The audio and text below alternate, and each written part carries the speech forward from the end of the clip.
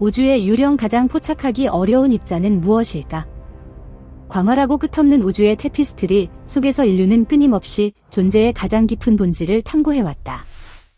고대 그리스 철학자들의 형이상학적 사색에서부터 오늘날 최첨단 입자물리학의 정밀한 실험에 이르기까지 인간의 지성은 눈에 보이지 않는 세계의 비밀을 풀어내려는 불굴의 열망으로 가득 차 있었다. 그 탐구의 최전선에 우주의 유령이라는 별칭으로 불리는 가장 잡기 힘든 존재인 암흑물질이 자리 잡고 있다. 이 신비로운 존재는 우리가 아는 보통 물질의 약 5배 이상을 차지하면서도 빛과 어떠한 전자기적 상호작용도 하지 않아 직접 관측이 사실상 불가능하다는 점에서 과학사에서 가장 난해한 수수께끼로 남아있다. 암흑물질이 존재를 처음으로 강력하게 시사한 증거는 20세기 초인 1933년에 스위스 천문학자 프리츠 츠비키가 미국 캘리포니아 윌슨 산 천문대에서 머리털짜리 은하단을 관측하면서 발견되었다.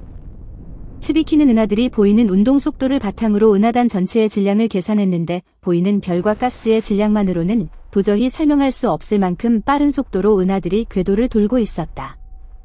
은하단이 산산조각 나지 않고 하나의 집단으로 유지되려면 관측되는 물질 외에 훨씬 더 많은 보이지 않는 질량이 존재해야 했다.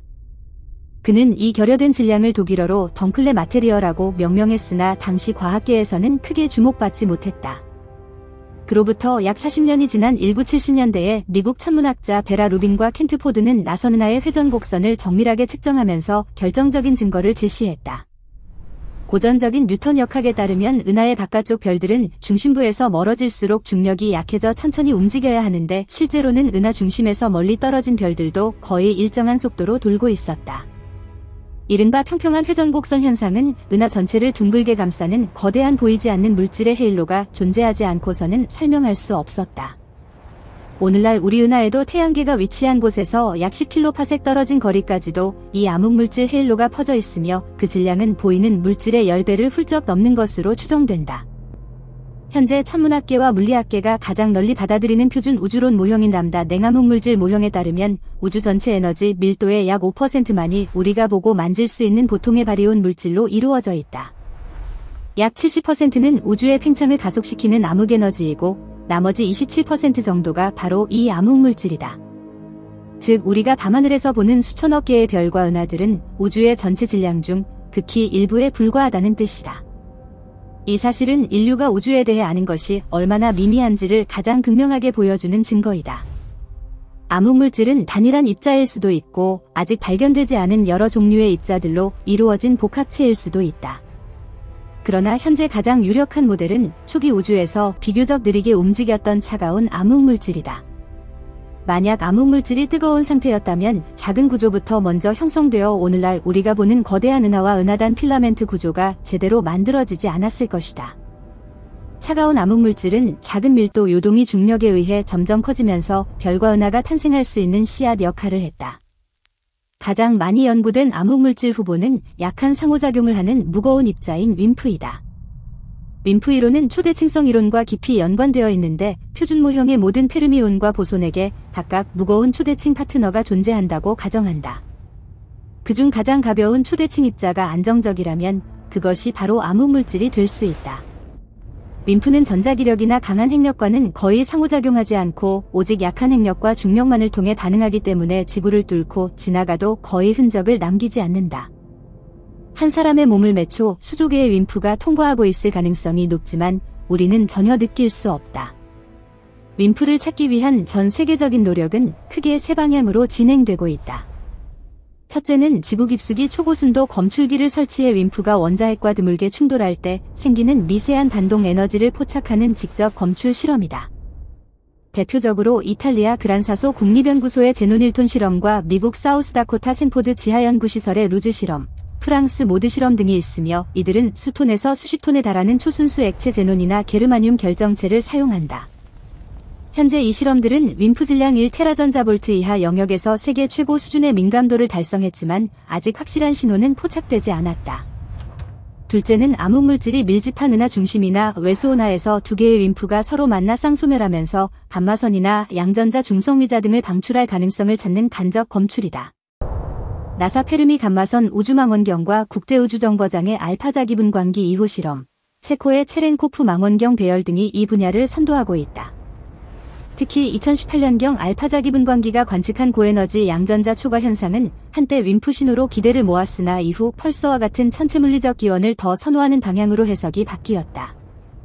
셋째는 유럽입자물리연구소의 대형 강입자 충돌기에서 고에너지 양성자 충돌을 통해 윈프를 직접 생성해내는 방식이다.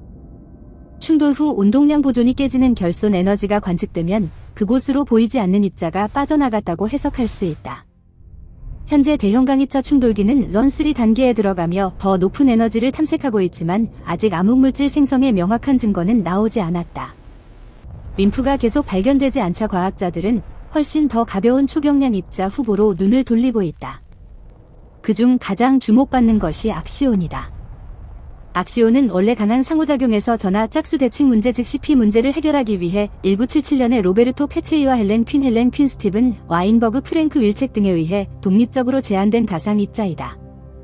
질량이 태양 질량의 10의 -5승분의 1 정도로 극히 작지만 우주에 매우 많이 존재할 경우 암흑물질이 될 수 있다.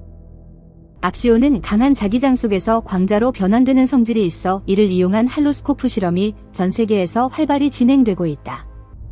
미국의 ADMX 실험, 한국의 CFS와 IBS 실험, 일본의 컬처 실험 등이 대표적이며 최근 ADMX는 특정 주파수 대역에서 흥미로운 초과 신호를 보고해 과학계에 큰 관심을 받고 있다. 또 다른 후보로는 암흑광자와 스테릴 중성미자 암흑광자 등 다양한 초경량 입자들이 연구되고 있다. 특히 암흑광자는 보통 광자와 비슷하지만 암흑물질과만 상호작용하는 숨겨진 게이지 보손으로 최근 작은 규모 실험들에서 가능성이 제기되며 새로운 실험들이 속속 등장하고 있다. 최근 제임스 웹 우주망원경이 관측한 빅뱅 후 몇 억 년 만에 형성된 초대질량 은하들은 기존 차가운 암흑물질 모형에 도전장을 던지고 있다. 너무 일찍 너무 큰 은하가 형성되었다는 점에서 일부 과학자들은 암흑물질이 예상보다 약간 따뜻하거나 자체 상호작용을 하는 모델을 제안하고 있다. 또한 총알 은하단과 같은 충돌 은하단 관측은 암흑물질이 보통 물질과 다르게 충돌 시 거의 영향을 받지 않고 지나간다는 점을 극명하게 보여주며 암흑물질이 비바리온적 입자라는 증거로 널리 인용된다. 이처럼 수십 년간 천문학적 관측과 지하실험, 우주선 관측 입자가속기 실험이 총동원되고 있음에도 불구하고 암흑물질의 정체는 여전히 베일에 쌓여 있다. 그러나 과학자들은 포기하지 않고 매년 더 민감한 검출기와 더 큰 망원경, 더 높은 에너지의 충돌기를 개발하며 도전을 이어가고 있다. 암흑물질의 발견은 단순한 새로운 입자 발견을 넘어 표준 모형을 초월하는 새로운 물리학의 시대를 열세가 될 것이다. 우주의 유령을 끝내 포획하는 그날이 오면 인류는 지금과는 전혀 다른 우주관을 갖게 될 것이다. 그 순간까지 과학의 여정은 계속된다.